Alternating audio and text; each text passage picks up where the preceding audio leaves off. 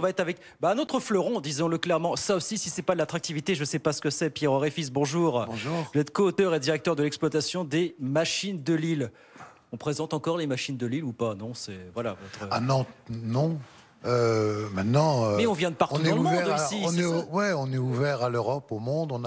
En 2019, avant le Covid, on avait 35% de touristes étrangers. Ouais. Voilà, et on a atteint 750 000 visiteurs payants en 2019. Maintenant, on a les yeux tournés vers notre prochain projet, qui est le projet de l'Arbre au Héron. C'est ça. On passera le million de visiteurs, même plus. On rappelle les fameux automates qu'on ne présente plus, le carrousel du monde, l'éléphant, évidemment, l'incontournable éléphant. Ouais, la galerie des machines. Ouais. Ça a commencé en 2007, cette aventure, c'est ça? Oui, on a ouvert en 2007 avec l'éléphant, la galerie des machines, l'atelier. En 2012, il y a eu le carrousel des mondes marins. Ouais. La galerie, elle marche avec l'atelier, c'est-à-dire que les Nantais peuvent voir les éléments se construire, les machines se construire dans l'atelier, ils les testent dans la galerie, et après, ils vont sur le lieu d'implantation. Et en 2012, quand tous les 38 machines qu'il y a dans le carrousel des mondes marins sont venues habiter les 3 niveaux, les 3 manèges empilés les uns au-dessus des autres, on a remplacé cet univers par l'univers du bestiaire mécanique de l'Arbre au Héron. Ouais. Et on fait rêver les gens avec ces machines. La dernière qui est arrivée, c'est une nuée de papillons. Et en 2027, ça sera la grande migration. Tous ces animaux iront à quelques centaines de mètres d'ici, à côté du jardin extraordinaire. Oui. Mais là, on est au cœur du dispositif de notre écosystème. On a à 500 mètres à vol de héron, le carrousel des mondes marins, le grand éléphant, la galerie, et à 500 mètres par là, le jardin extraordinaire qui accueillera le futur Arbre au Héron. Vous dites 750 000 visiteurs en 2019. Dernière année normale, on va dire ça comme ça, entre guillemets. Mais j'ai vu qu'avec l'Arbre au Héron, alors là, vous visez carrément le haut du panier, 1 million de visiteurs par an. Non, le total des deux, quand l'Arbre au Héron arrivera et rejoindra les machines d'aujourd'hui, on est à 740 000, on passera à 1 million 100 000 visiteurs. C'est ce qu'on pense. Maintenant, il faut qu'on réussisse ce pari, qui est un pari artistique, technologique et industriel. Voilà.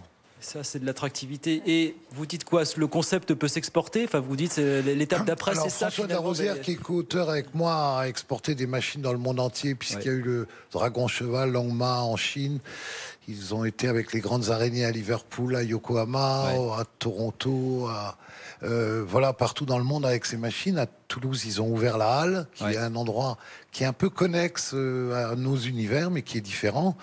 Voilà, et à Calais, il y a le Dragon de Calais, il y a un gros projet sur Calais, parce que Calais, c'est une ville, toutes les collectivités les ont aidés pour monter ce projet d'un dragon qui part du terminal ferry et qui revient au cœur de la ville, parce que plus personne n'allait en ville, et il fallait faire revivre cette ville, et la maire de Calais a eu l'idée de demander à mon collègue François de la Rosière de créer une machine incroyable qui fait que les gens reviennent au centre de la ville. C'est la culture qui redynamise l'activité économique de la ville. La grande étape, la prochaine étape pour vous, c'est le retour, on imagine, des touristes internationaux, les Chinois, les Asiatiques, qui représentent, vous disiez, quel pourcentage de votre clientèle en temps normal? En été, on est à 35% de visiteurs, et les Chinois, les Japonais et les Coréens sont entre le 9e et le 13e pays de provenance.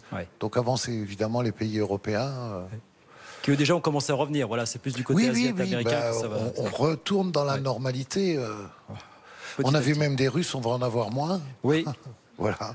On sort d'une histoire, on rentre dans une autre. Mais bon, nous on est là et on pense que la culture, c'est un moyen de dynamiser l'économie. On croise les doigts évidemment pour que tout se normalise, revienne à la normale, et que dans un deuxième temps, bien sûr, les touristes du monde entier reviennent vous rendre visite, vous qui êtes déjà connu, voilà, qu'on ne présente plus les fameuses machines de Lille. Merci beaucoup à tous les deux, en tout cas. Merci infiniment d'être passé nous voir. Odile Deveau, président de Xénoterra, puis Pierre Réfis, donc co-auteur, directeur de l'exploitation des machines de Lille, avec nous sur BFM Business.